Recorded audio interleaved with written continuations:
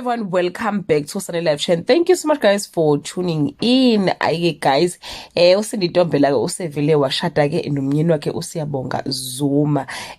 Njengoba nibonile guys ukuthi ke I think it was a week before Christmas la ke kade hambise khona ke umbondo. So emva kwalokho guys baseke beyashada ke njengoba ke nibona kama video nezithombe ukuthi ke beshada. Into esengixaka ke manje ukuthi hayibo uMantombela mangabe enemicimbi ama concert akhe uyasimema athi sifike asipostele lapha na social media athi size, kodwa mangabe seshada cha akasasimemi njengomphakathi.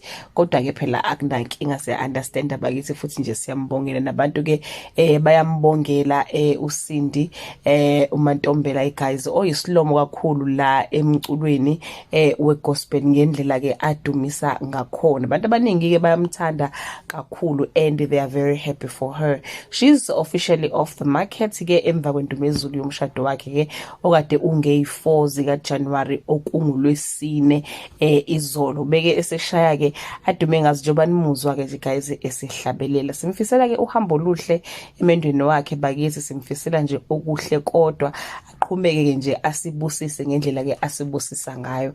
Guys, do leave your comment below and let's celebrate with them. Bye.